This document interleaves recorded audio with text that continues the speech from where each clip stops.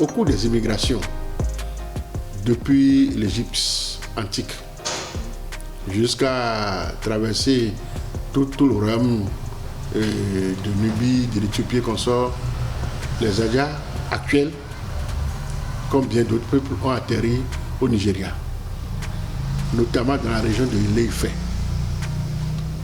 Donc, dans cette région de Ile-Ife, il y a des rivalités qui sont nées, parce que les peuples ont émigré et il y avait des autochtones là.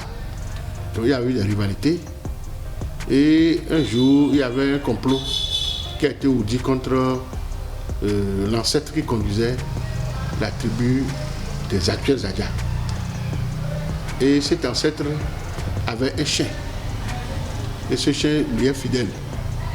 Donc c'est ce chien qui est venu la nuit, est venu lui dire qu'on ne peut plus rester ici. Donc, et il a sonné la lettre et toute la tribu s'est levée et ils ont quitté. Quand ils sont arrivés, le chef de la région lui a demandé mais qui vous êtes? Et le Togbe Anyadi et Miadja en allusion au chien. Le chien en Yoruba ou en Nago c'est Adja. Donc voilà comment ça s'est passé et c'est pour ça que depuis ce jour il interdit à tout Adja de manger du chien, de la viande de chien, d'en tuer même.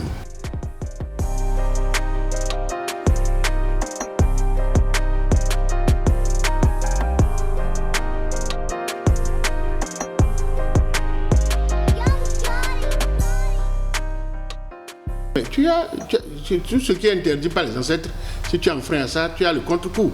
Même si tu ne meurs pas, tu sauras que quand même quelque chose est en train de reculer derrière toi. Tu sauras que c'est comme si tu demandais à un pédard pourquoi on ne tue pas le python chez lui. Ne pas pouvoir se marier, ne pas pouvoir construire une maison. Et il est là, et il travaille tout le temps, mais on ne sait pas là où l'argent va. Tout ça là, mais on ne peut pas savoir qu'il mange le chien clandestinement parce que tu ne peux le faire que clandestinement. Et ce n'est pas notre habitude culinaire et c'est interdit. Donc quelqu'un, tu ne peux que le faire que clandestinement. Mais tu te caches des hommes, tu ne te caches pas de Dieu.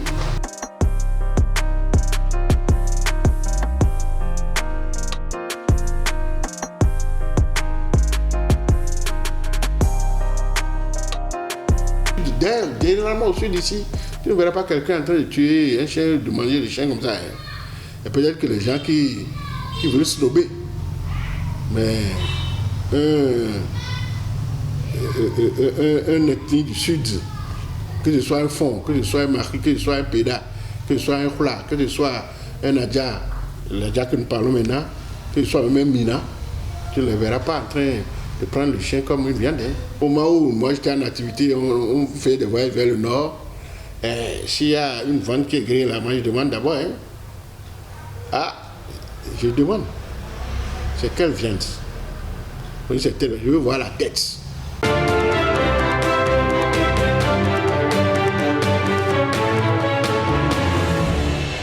Il fait bien de demander c'est quelle viande. Parce qu'il ne faut quand même pas manger ce qu'il ne doit pas. Mais à force de réclamer la tête de la viande qu'on veut manger, ben, à ce point-là, il risque de ne plus manger de la viande dehors. Ouais. Bon, c'est aussi un choix. Hein. Quand il sait les risques qu'il court, pourquoi pas. Vous savez, on a appris récemment que ceux-là qui vendent de la viande au bord de la voie, là, les tchatchangas, là, il y en a qui beaucoup mettent de la viande cela. de chien, je ne sais pas. On n'a pas vérifié. On n'a pas vérifié. Donc, mais on l'entend souvent dire.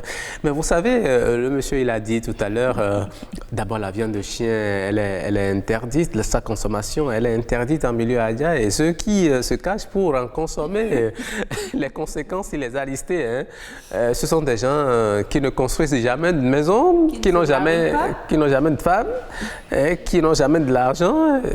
Vous voyez, donc ça fait partie des réalités de leur localité. Hein. Pendant ce temps ailleurs, on vous dira, c'est lorsque vous consommez consommez la viande de chien que vous avez toutes les bénédictions, vous avez toutes les chances, vous réalisez beaucoup de choses. Nous avons des régions qui en consomment justement. Tout à fait. En tout cas, ça ne fait pas partie de leur habitude culinaire. Donc voilà, la viande de chien, si on vous l'interdit, eh bien, n'en mangez pas, tout simplement.